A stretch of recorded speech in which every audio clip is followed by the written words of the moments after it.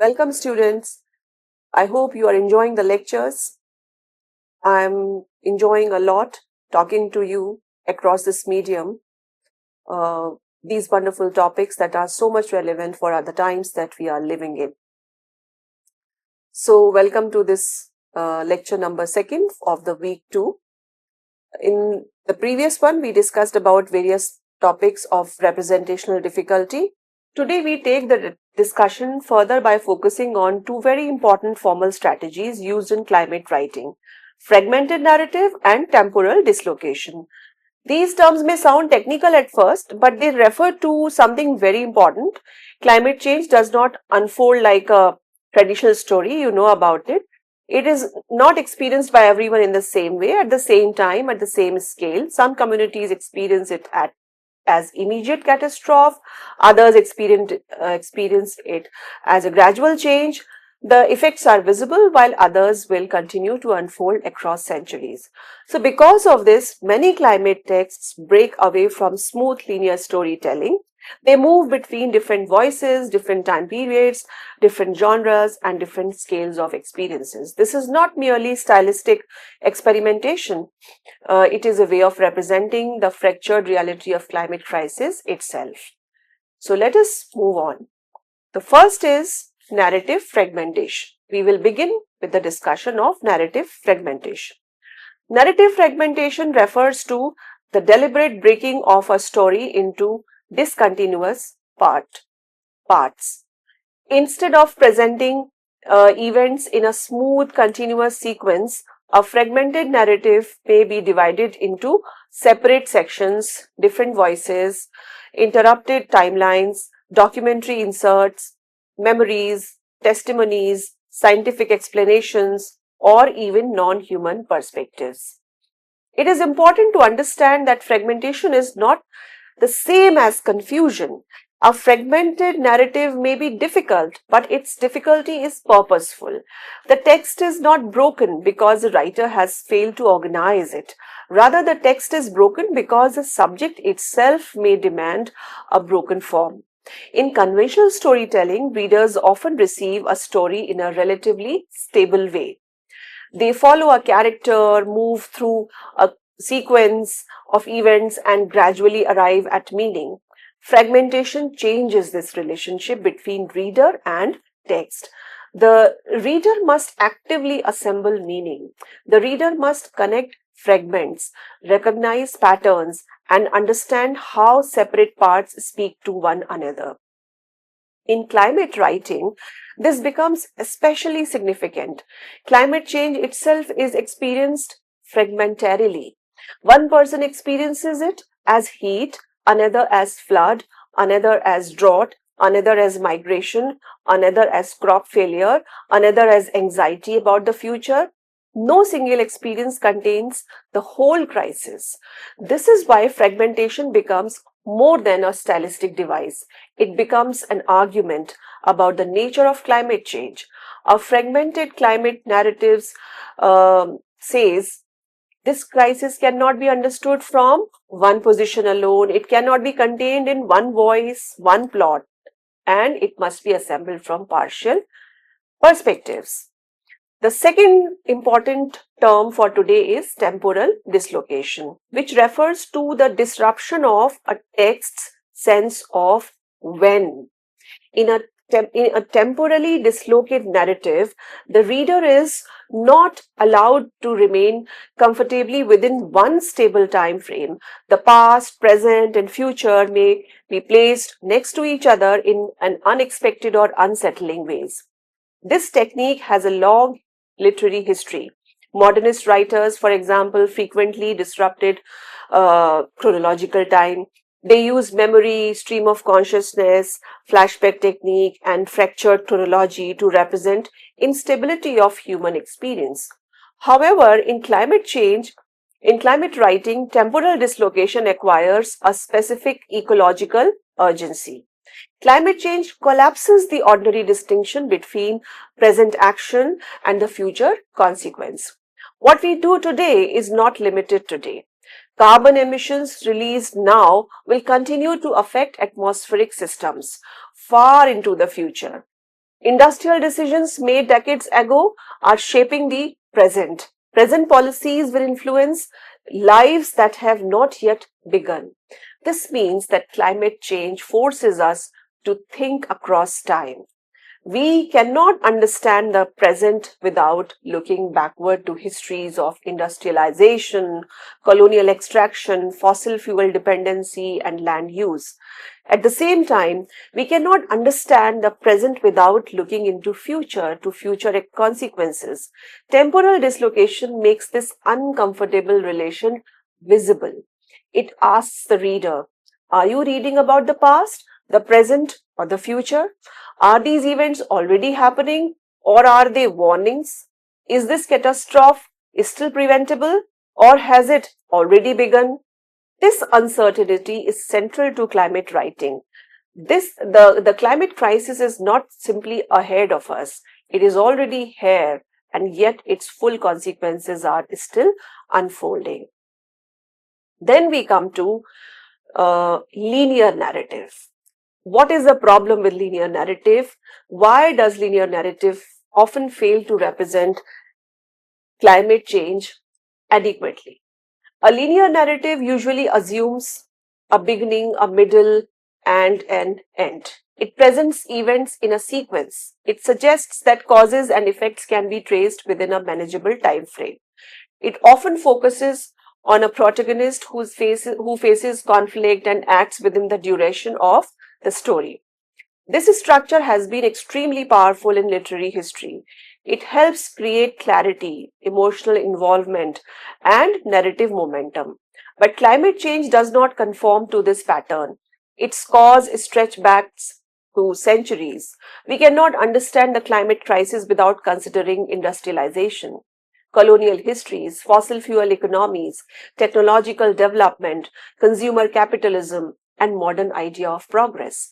Its consequences extend centuries into future. Sea level rise, species extinction, atmospheric change, and the ecological disruption will not end neatly within one generation. No single character can confront climate change in the way a hero confronts an enemy in traditional linear narratives. No single event can stand for the whole crisis. No single ending can resolve it. This creates a risk for linear narrative. If a climate story follows a conventional arc too closely, it may produce a false sense of resolution. The reader may feel that the crisis has been solved simply because the story has ended. On the other hand, linear narrative may produce false helplessness. If the crisis appears too vast for one protagonist, the story may suggest that nothing meaningful can be done. Fragmented and temporally dislocated narratives try to avoid both problems. They resist false closure. They resist the illusion of total understanding. They show climate change as ongoing, distributed, and unresolved. So, one of the deepest challenges in climate writing is the tension between human time and the geological time. Human time is the scale of everyday life. It includes childhood, adulthood, family, memory, a political term, new cycle, a career, or a generation, school life, college life. Most novels traditionally operate within human time because novels are usually concerned with human experience. Geological time is entirely different. It is the scale of ice ages, atmospheric change, species extinction, sedimentation, fossil formation, and planetary systems. It exceeds the span of individual human life. Climate change forces these two time scales together. On the one hand, change is experienced in human time, a farmer facing crop failure, a family displaced by flooding, a city suffering through a heat wave, or a community losing access to water. On the other hand, climate change is also a geological phenomenon. It alters atmospheric biodiversity patterns over immense period. Literature must somehow hold both scales at once. This is extremely difficult. If a writer focuses on human time, the planetary scale may disappear. If a writer focuses only on geological time, the human suffering may become abstract. Fragmentation and temporal dislocation help address the problem. A text can move from one person's immediate experience to a long history of carbon emissions. It can move from a present disaster to future consequences. It can place the human body beside planetary processes. This movement is not merely technical, it is ethical. Climate writing must teach readers to feel that their present lives are connected to deep pasts and distant futures. Let us now turn to Rachel Carson's Silent Spring, and especially its famous opening line, A Fable for Tomorrow. As we discussed in the previous lecture, Carson faced a representational problem. Chemical contamination of pesticides such as DDT was slow, diffuse and often invisible. It could not easily be represented through one dramatic event. Her solution was to begin with a fable. The fable opens with the phrase, "There was once a town." This phrase immediately places the reader in a familiar narrative mode. It sounds like the beginning of a fairy tale or a story from the past. The reader expects distance, perhaps even comfort. But the fable then shifts into devastation. The town becomes silent. Birds disappear. Animals die. Plants are damaged. Human beings become ill. The expected pastoral harmony is replaced by ecological collapse. Finally, Carson reveals that this is not pure fantasy. The imagined town is assembled from real events already occurring in different parts of the United States. This creates a powerful three-part temporal movement. First, there is a seemingly distant past. There was once. Second, there is an imagined present of devastation.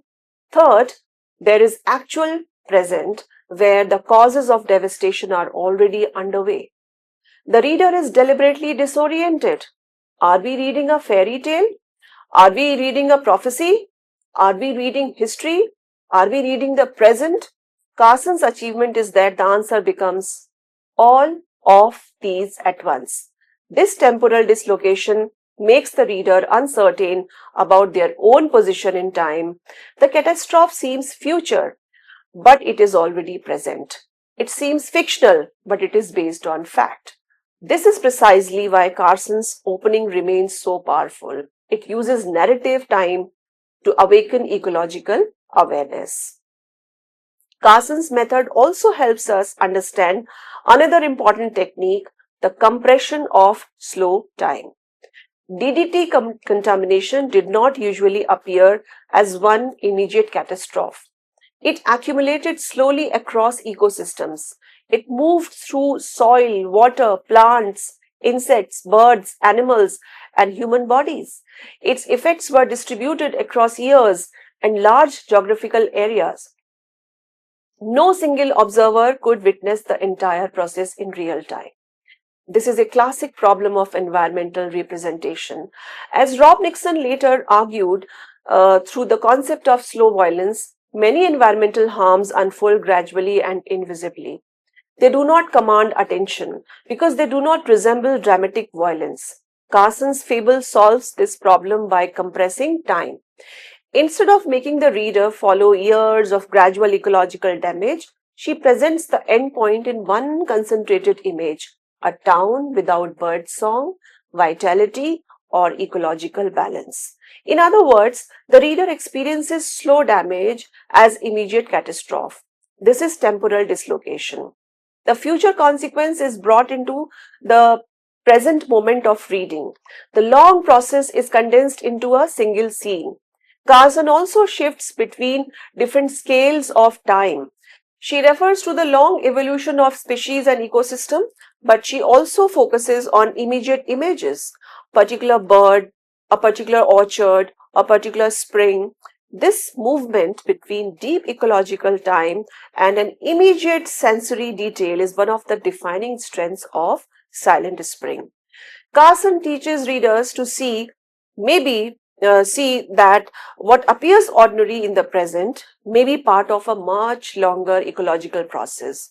Her narrative form turns invisible accumulation into visible loss. We now move to Margaret Atwood and her use of speculative time. Atwood's speculative fiction often operates in the space between the present and a near future that feels disturbingly possible. Her futures are not completely detached from reality, they are extensions of tendencies already visible in the present. In uh, in Other Worlds, SF and the Human Imagination, published in 2011, Atwood distinguishes her method from simple prediction. She describes it as extrapolation. This distinction matters. Prediction always claims to say what will happen. Extrapolation asks what could happen if present trends continue. Atwood's speculative future are therefore not arbitrary inventions. They are built from existing social, political, technological, ecological, and ethical conditions. This produces temporal dislocation because the reader feels that future world of the text is not entirely separate from the present. It is close, possible, and perhaps already beginning. The reader occupies an uncomfortable position. They can see what may be coming, but they are still located in a moment where change may be possible. This gives Atwood's speculative fiction ethical force. Her future is not simply a warning, it is a pressure placed upon the present. It asks readers to recognize the consequences already contained within contemporary choices. As we mentioned in the previous lecture, speculative fiction can represent what realism often cannot. Futures that are not yet fully observable but are logically connected to present realities. Atwood uses speculative time to make the future feel near enough to matter. Atwood also uses archive-like structures to create temporal complexity. Several of her speculative works are built around documents, testimonies, recordings, memories, or retrospective frames. These structures make reader experience events from more than one temporal position. For example, The Handmaid's Tale, published in 1985, ends with a fictional academic conference set long after the events of the main narrative. The story we have read is framed as something being studied by future scholars. This creates a disturbing effect. The suffering that seemed immediate becomes historical evidence. The reader is suddenly placed in the future, looking back at the events as if they have already passed into history. In Oryx and Crake, published in 2003, the narrative is told from a post-catastrophe present. Snowman looks back on the decisions, technologies, desires, and systems that led to collapse. Here again, Atwood creates double temporal vision. The reader inhabits the world before catastrophe and after catastrophe at the same time. We see both the causes and the consequences. We experience disaster as something that is still unfolding and already completed. This is a sophisticated use of temporal dislocation. It makes catastrophe feel both preventable and historical. The reader is made to feel the strange pressure of knowing the future late, too late, while still being ethically addressed in the present.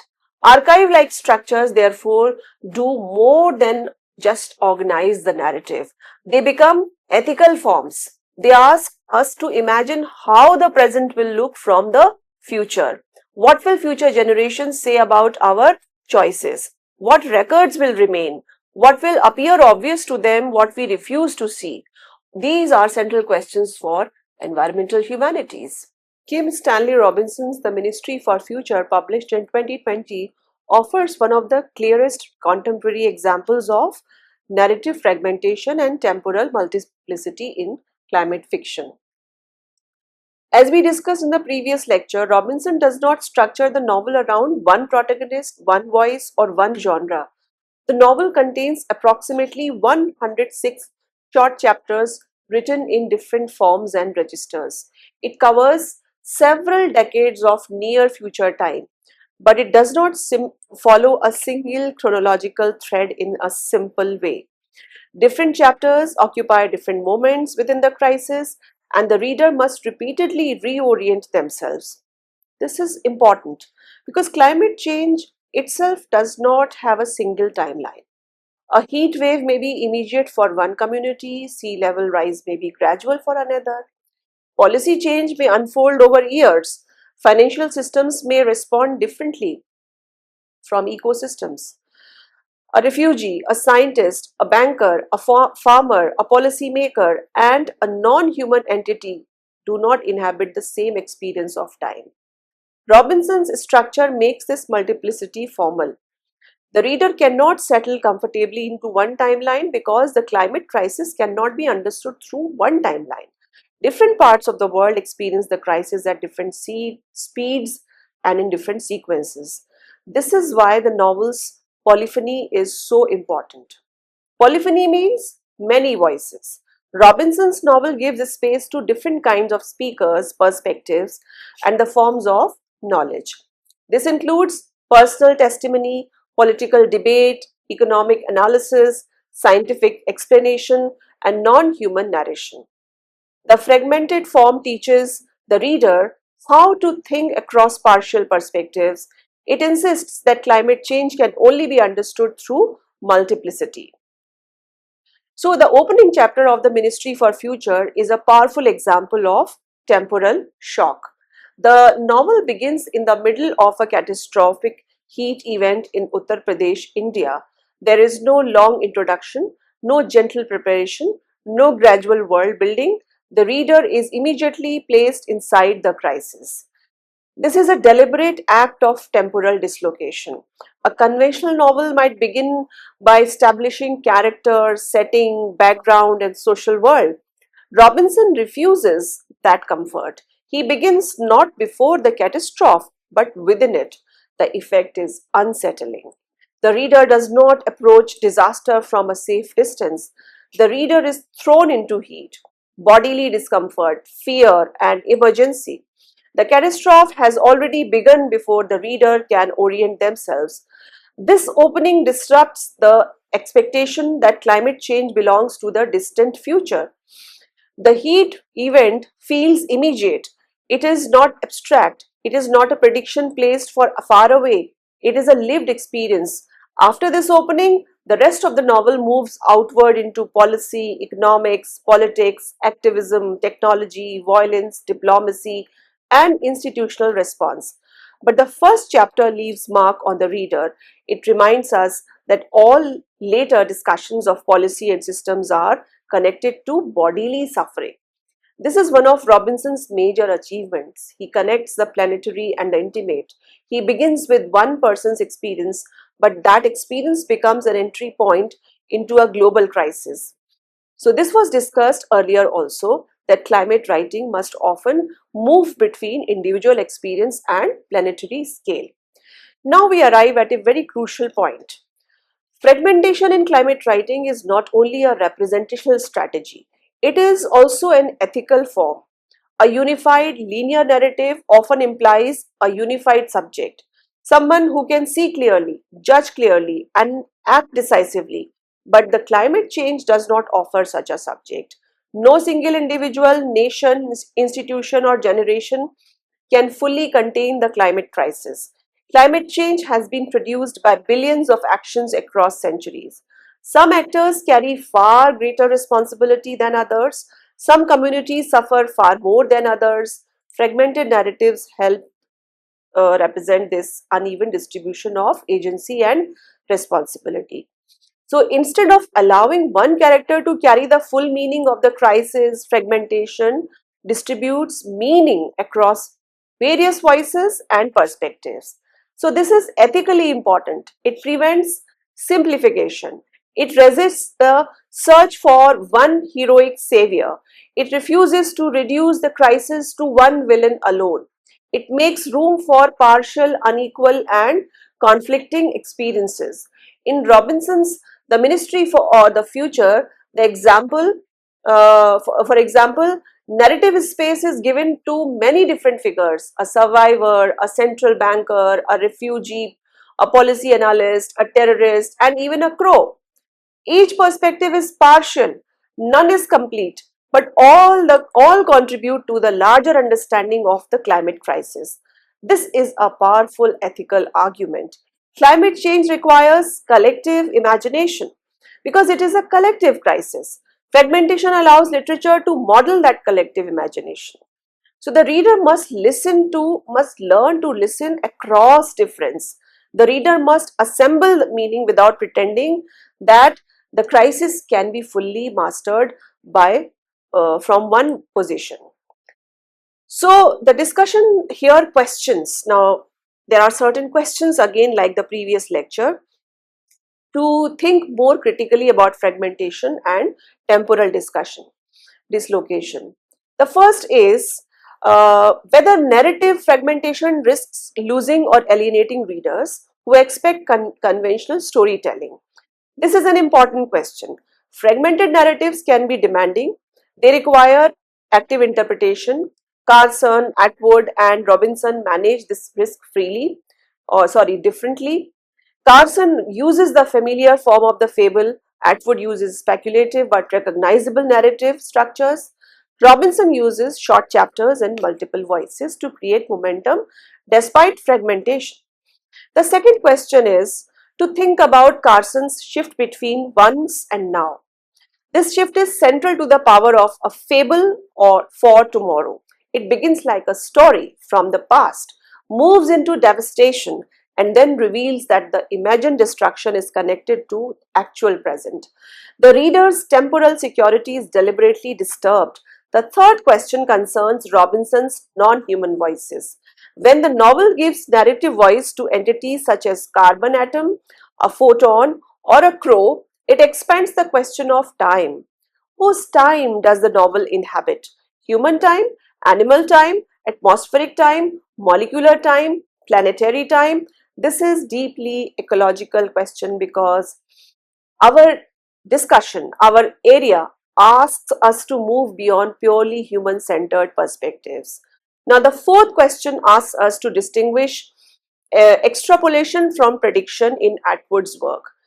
Prediction claims certainty about the future. Extrapolation extends visible present tendencies into possible futures.